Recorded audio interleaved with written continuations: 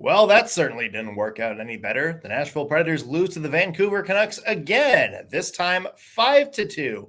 We'll have our one word to describe the loss and two big things that doom the Predators. Talk about today on the Locked On Predators podcast. Your Locked On Predators, your daily podcast on the Nashville Predators. Part of the Locked On Podcast Network, your team every day.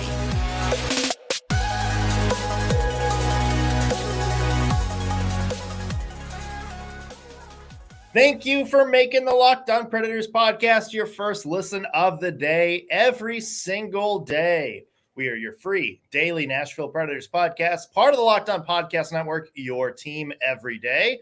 As always, want to start out with a special hello to our loyal Locked On Pred heads out there, the everydayers who tune into every single show. We love you guys, and we appreciate the support you give us week in and week out. I'm Nick Morgan. I'm a writer at Penalty Box Radio, and I have, like me, a very sleepy partner in crime. You do. I'm Ann Kimmel. I'm a writer at the Hockey News. Speaking of sleepy, today's episode is brought to you by Sleeper. Download the Sleeper app and use promo code LOCKEDONNHL to get up to a $100 match on your first deposit. Terms and conditions apply. See Sleeper's terms of use for details. All right, Ann. Yeah, that didn't work out any better this time. I think yesterday you compared this Preds Canucks game to like a chance to retake the test, and you don't want to fail the retake of the test. Nashville Predators, I think, lit the test on fire, flipped the desk, and said, bullies rule, and then just leaped headfirst out of the school window. Yes, I think that's actually a very apt description. And here's what is so frustrating about the loss last night. The Predators played better, I think, in this game against Vancouver than they did against the game last week overall, more consistently over a stretch of time in the 60 minutes of hockey.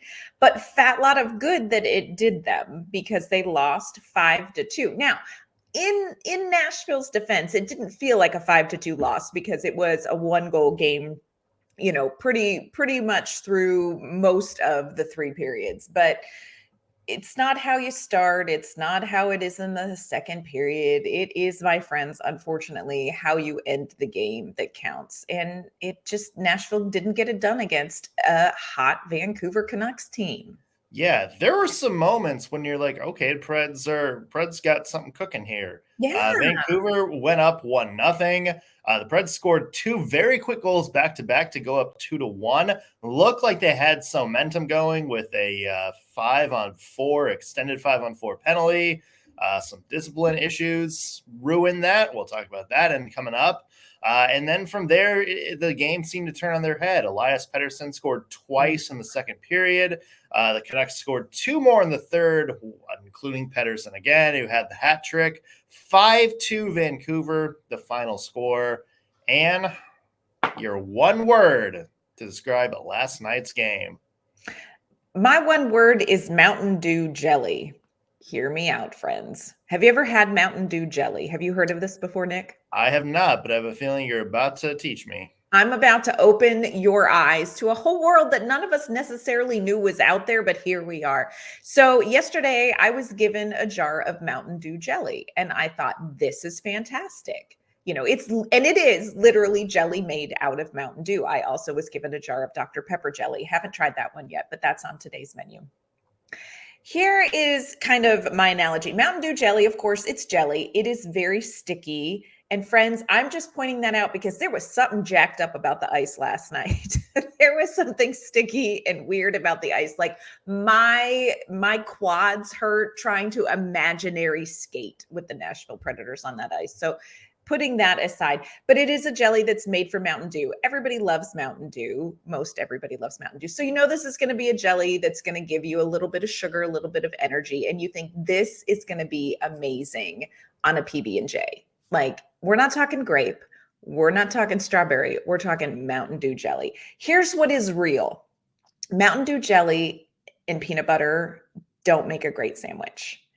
And that's kind of where this game landed for me. Like Mountain Dew jelly would be great on a biscuit, like by itself on a biscuit, but it doesn't quite meet that. Like if you want a quality jelly, it's got to go with peanut butter. Mountain Dew jelly does not quite meet that. And that's where this game performance was. A, it was sticky. B, it had a lot of energy. I think the Predators played with some good energy. I think they played with much better pace than we saw in the last game against Vancouver, but it just did not hit where you needed it to hit. Maybe that was a performance that it would have beat a lesser team, a more biscuit-like team. But when you're playing a hot team, when you're playing Elias Pettersson, when you are up against Thatcher Demko, who is having just a fantastic start to his season, you have to be better than Mountain Dew jelly. And the Nashville Predators they just couldn't quite pull it off last night. It was what you really hoped it was going to be amazing, but it didn't hit quite like you thought it was going to. Can I ask where you're getting these jellies from? I know people. I just know people. How are you getting a Dr. Pepper and a Mountain Dew jelly on the same day? Well, I did pass on like the strawberry jalapeno stuff because who are the people who are putting jalapenos in jellies? Oh, I know a lot of people that love like spicy jelly. Why are you doing that? Why are you doing that? Well, it's like good, like it's good to make like kind of like a meat sauce almost. No, thank you. Then that's false advertising. Don't call it jelly, call it meat sauce because you don't put a jalapeno in a jelly. Oh, I know a lot of people that love pepper jellies. That's nasty. Pepper jellies on like a piece of toast or something like that. I think more people will go for the pepper jelly than the Mountain Dew jelly. Now, Dr. Pepper jelly, I can see because there's like I'm pumped about lunch today. Sauces. Yeah. Okay. But no, I don't. Pepper jelly. Do you eat that with peanut butter? I don't think so. No, but you can still have it on something. Yeah, it sounds like a biscuit jelly, which again, we're talking about not good enough. Yeah. Hey, this is Locked On Predators. This is a hockey podcast, so let's get back to Predators versus Canucks. My one word, Anne, is greased pig. Oh dear. We've seen the grease pig contest before. You grease up a pig, you throw them out in the pig pen, and everybody takes turns trying to grab at them. You launch yourself. There's like people diving across to try to get like a tackle on the pig, but it's all greasy, so it just slips right out. That seemed to be what the Nashville Predators were trying to do to the Vancouver Canucks last night and get control of this game. It just seemed like every time the Nashville Predators had this game cornered, had the Vancouver Canucks in a tough spot, the pig would just slip out of their hands. Metaphorically, it's like, hey, I finally got my hands on this pig. Whoop, it slipped out. Hey, we finally got a 2-1 lead with a giant 4-minute power play. And that slipped away from us too. Not to mention there looked to be a lot of grease on the ice because I'm with you. There is something going on there. Not just Liam Foudy falling, but just some weird bounces going on in the game too. Like, I'm not sure if there's like an event or something in Vancouver or something like that, where it was covering the ice for a little bit. But yeah, there's something going on there. But yeah, it just seemed like the Nashville Predators had a lot of chances to take control of this game. And, I'm with you. I think there was moments where I was like, they're playing pretty good. Certainly I would say better than last time, but it just feels like whenever they had a chance to really like rip the hearts out of the Vancouver Canucks and really kind of put their stamp on this game and take it over, it just slipped out. And part of that is Elias Pettersson, who played fantastic last night. But, I think that a lot of it was also the Preds' own sort of, their selves just shooting themselves in the foot whenever they were trying to get ready to play. Yeah, there was definitely some self-inflicted wounds there. And I love your analogy because I do feel like there were times in this game where I thought Nashville has this game right where they want it. They are exactly where they want to be, and they're getting ready to capitalize on this momentum, on what's going on. Okay, now we've hit the ground running and we're ready to go. And like you said, just whoop, right away. Who is the guy on SportsCenter that makes that noise when Chris he does Berman. the highlights? Yes, it's that whoop. That's exactly what happened last night in this game. Yeah. Disappointing. Yeah, they definitely whooped it. They whooped it. Yeah, so that's kind of a tough spot for the Nashville Predators to be Oh, in. 5-2 loss to the Vancouver Canucks. But there's a couple of things in particular that you watched from this game and thought, oh boy, yeah, this is terrible. yeah. Let's get into some of that coming up in just 1 second. First, I want to mention today's episode is brought to you by Indeed. You know, when you're playing fantasy sports and you can basically just handpick all the players you want to come up with that perfect team, don't you wish you could do that same thing with your business? Well, if you're building a roster to win your business league, you need Indeed. Indeed is the hiring platform where you can attract, interview, and hire all in one place. Don't spend hours on multiple job sites looking for candidates with the right skills. You can do it all on Indeed. You can find top talent fast with Indeed's powerful suite of hiring tools like Indeed Instant Match, assessments, and virtual interviews. And if you hate waiting, all of us do, right? Indeed's US data shows over 80% of Indeed employers find quality candidates whose resume on Indeed matches their job description the moment they sponsor a job. Indeed knows when you're growing your own business, you have to make every dollar count. And that's why with Indeed, you only pay for quality applications that match your must-have job requirements. So you don't have to pay money for all that fluff.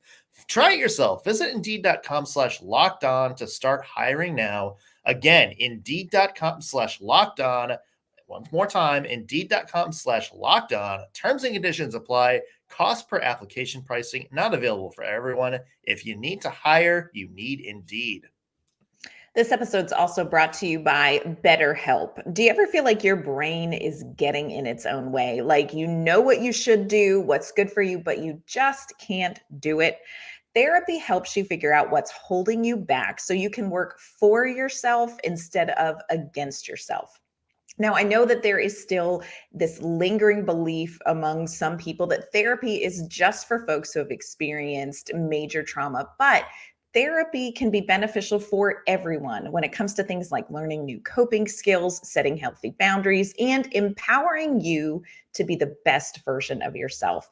Friends, we all have areas of our lives that we know could be better if we learned how to navigate maybe a relationship or a circumstance in a new way. If you are thinking about starting therapy, give BetterHelp a try. It is entirely online and it's designed to be convenient, flexible, and suited to your schedule. So just go and fill out a brief questionnaire and you'll get matched with a licensed therapist. And if you find that you're looking for maybe a different fit, you can switch therapists anytime for no additional charge. Make your brain your friend with BetterHelp. Visit betterhelp.com/lockedonnhl today to get 10% off your first month. Again, that's BetterHelp, HELP.com/lockedonnhl for 10% off your first month. All right, Nashville Predators lose to the Vancouver Canucks 5-2. Woof. Woof. Anna, what stood out to you in this game? There were, you know what, it's so funny. There were a couple of little things that really stood out to me in this game, but the one thing that I feel like we really have to talk about in this game and in some previous games and for some upcoming games is we have got to talk about the penalty kill, y'all. It's not getting any better, is it? What's happening? Yeah, what's happening? And here's the thing, I'm like trying to kind of think through it because this is an experienced penalty kill group. You have, you've got Ryan McDonough who blocks shots like inhale. He's very good at what he does. Yakov Trenin, great. Colton Sissons is on there. Alexander Carrier plays there. Jeremy Lauzon. Like you have players who have experience on the penalty kill out there on the ice. So it's not necessarily anything new. I don't know if maybe they're so focused in practices on implementing this new power play system that maybe the penalty kill has lapsed a little bit, but it's really a problem. If you take away these goals that they're giving up 5-on-4, you've got some different outcomes to games, and it's something the Predators have to get a handle on. Yeah. And it's interesting because I'm not sure, maybe we're going to have to do like a deep dive into the film, this year compared to last year and to see really what's going on. But, Yeah. Certainly the Preds' best penalty killer last year was Juuse Saros, but, even like the goaltending, for the penalty kill, has been like not, superb, but superb everywhere else. Right. So, maybe that's something to do with it, but I'm with you. Like, the Preds were one of the best teams in the league last year at blocking shots, and a lot of those came on the penalty kill just because everybody on the ice was so smart about positioning themselves. And yeah, I know you have guys like Ryan McDonagh, but there's also some decent speed back there. We saw it last year, guys like Dante Fabro and Alex Carrier were good about kind of skating around and managing space. And I'm not sure what changed. Yeah, I can't pinpoint what happened, because this was something that really was a strength. Now, part of it was last year the Predators practiced it a lot because they were in and out of the box like there were cookies there. And they've done better. And it's frustrating because the penalty kill, there were some penalties that they shouldn't have taken, and we're going to talk about that. But usually you expect the penalty kill can cover a little bit of that, and it seems like it's just not able to do that. Well, it's also, other than there's a couple moments in this game, but overall, the Preds have done better at not taking stupid penalties Absolutely. this year. Their penalty minutes, have greatly reduced Yeah. from last year. There's a couple of things in this game that we're going to talk about that maybe not the case. But as a whole, from season to season, the Preds are taking less dumb penalties, and there's less work to do. And it's crazy because I'm with you. The Preds are doing a lot of things right. They are one of the best defensive teams at 5-on-5 this year. Like, the goaltending has been there. Yes. And they're being more disciplined, and they're getting more offensive chances this year. There's a lot of things that you're like, oh, okay, the Predators should be, much better than they were last year.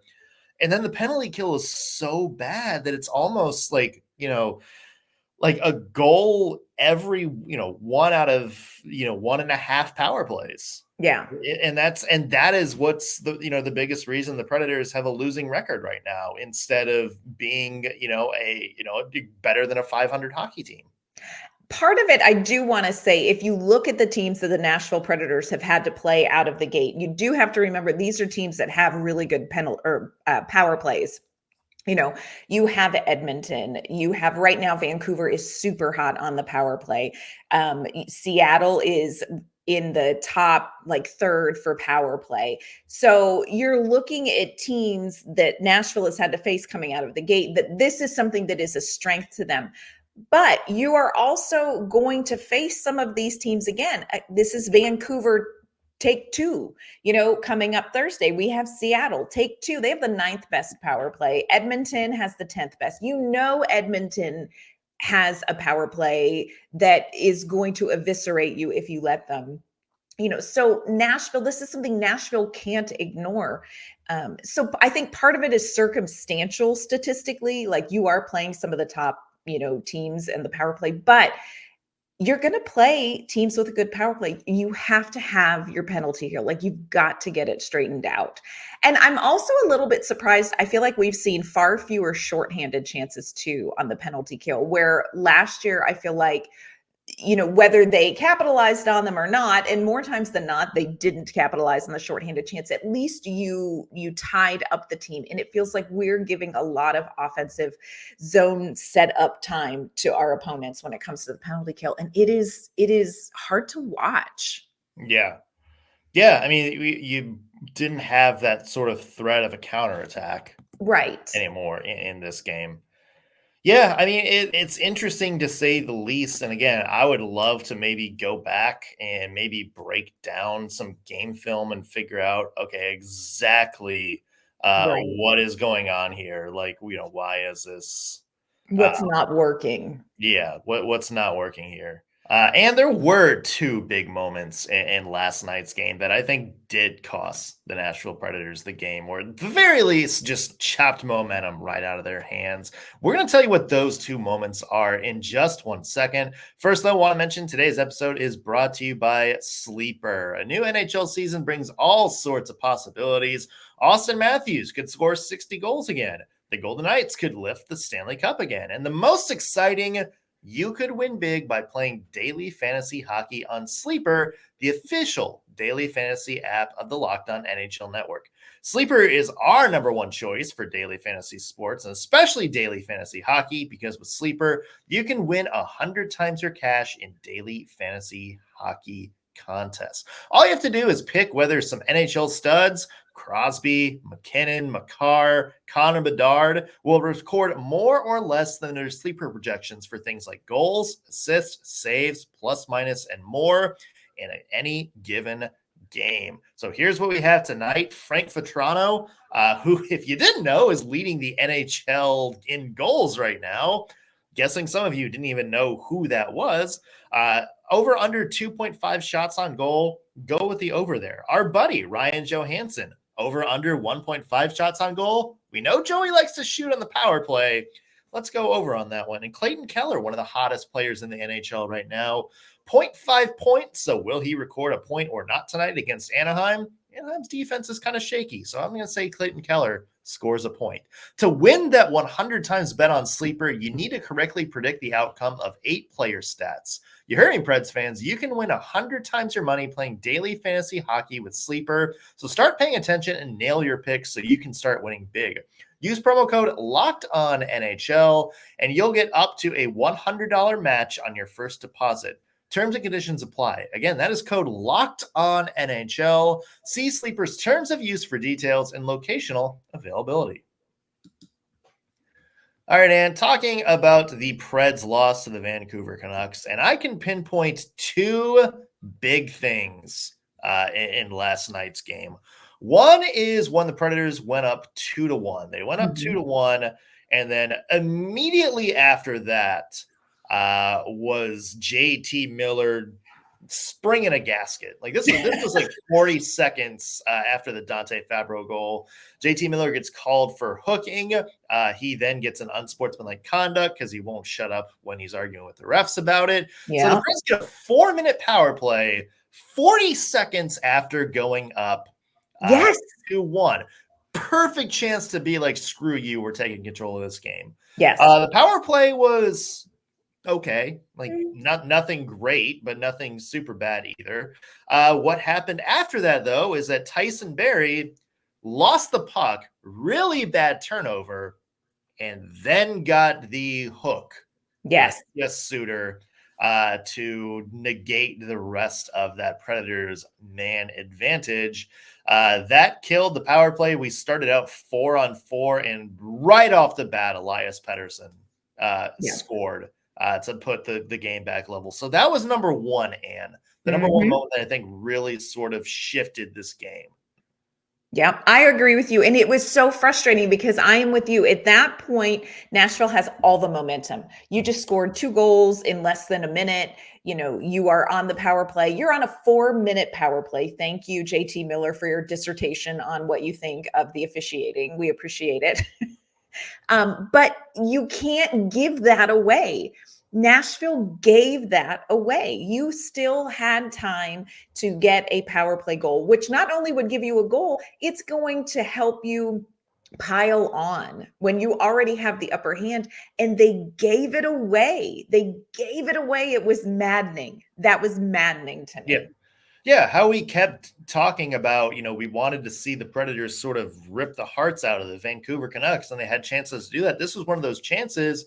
You had a chance to, in 4 minutes, at least score 1 power play goal. Yep. That puts you up 3-1 going into the second period. And yeah, I know Vancouver did well, but that's, it's still a big hole to climb out of, especially going into a period. Who knows? Maybe you get a second power play goal on there too. And then it's 4-1. And then it's just kind of protecting the lead from there on out. Instead, not only do you kill the momentum, you give Vancouver a 4-on-4, and Elias Pettersson is a player that you don't want to give extra space to, right? Especially when he's out there with Quinn Hughes. And the same thing happened later in this game. It was, I believe, 3-2 at this point. It was the third period. Nils Hoglander had a penalty against Tyson Barrie. Preds go out. On the power play, a chance to get a power play goal to tie the game.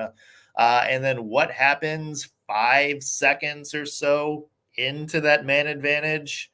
Philip Forsberg takes a penalty. Now, in his credit, weird call. Yeah, not the best call. I think even Chris Mason was like, that's what they called? Like, that's the penalty? You could tell from Philip Forsberg's face, he also was trying to process what had just happened to him. Yeah, I don't think Ryan O'Reilly was a squirrely call. They showed Ryan O'Reilly talking with the refs multiple times after that too. But what happened after that? After the Predators lost the man advantage and had to play 4-on-4, JT Miller scores not but a minute into that. Yes. And all of a sudden, instead of, playing for a chance to tie, you're now down 4-2. And it felt like at that point, Anne, it was just completely in the Canucks' favor. And I think you and I were both talking about, it's like, okay, this game's done. Yeah. Because even after that, it wasn't until, late in the game, when the Predators had like the net empty and were really starting to push, the Predators seemed to kind of get control back. It just seemed like the Predators completely went flat after that.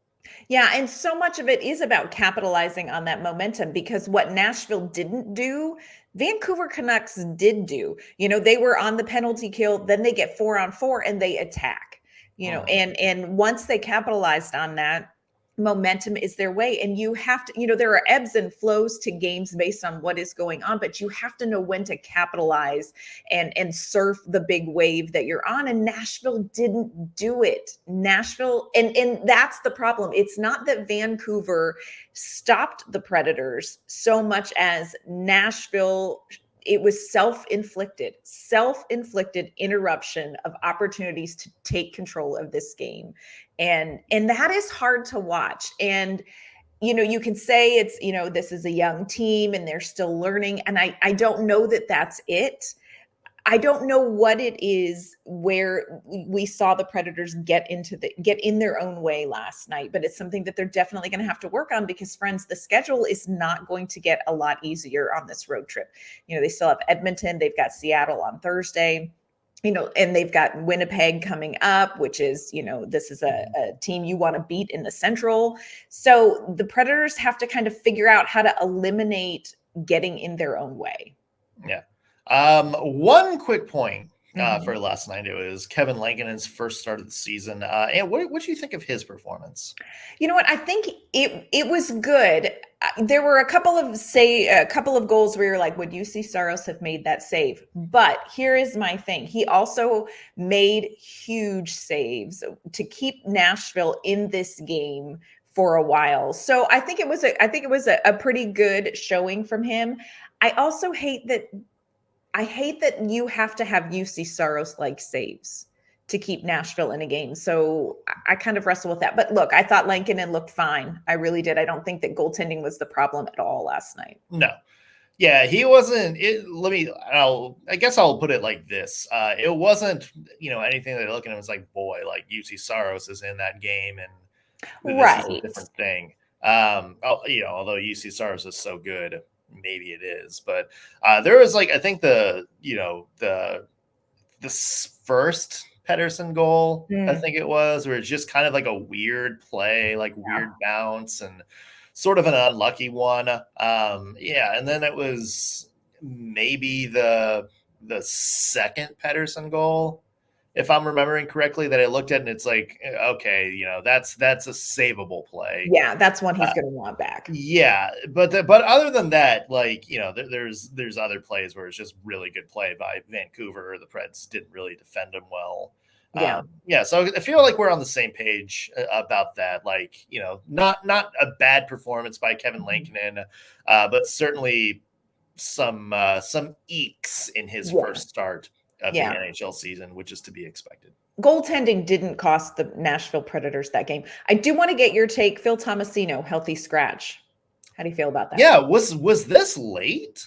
This was late. Because Emma Lingen had actually put Phil Tomasino on the as the start.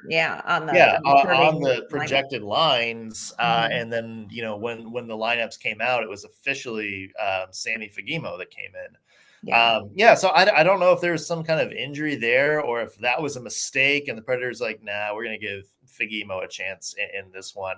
I mean, it's curious that out of all the young guns on the Nashville Predators, that Tomasino has had the hardest time kind of sticking in the lineup, especially because he was the one with the most experience coming in. So kind of curious about that so far. But looking at the game last night, and I don't think it's too much longer before we see Juuse Saros and healthy scratch either. Yeah, it was a rough game for a couple players. It really was.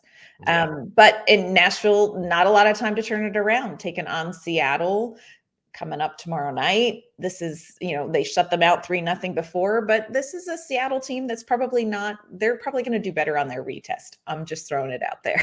Yeah, they're starting to figure things out just a little bit after a rough start. We'll have a game preview of that coming up tomorrow on the Locked On Predators podcast. And where can people find your work? You can find my work online at InsideThePreds.com. You can find me on Twitter, X, whatever, at @AnK_Mama on Ice. You can find me at Penalty Box Radio or on X. I think it's officially called X now. I know it is. I can't get there. Although Twitter.com still works, so who knows? At _NS Morgan. Be sure to follow the podcast there at LO_Predators. And follow us on Facebook and Instagram. Just search Locked On Predators and you'll find us. That's going to do it for us on today's show. Thanks for making us your first listen of the day. We will be back tomorrow with an all-new episode. We'll see you then.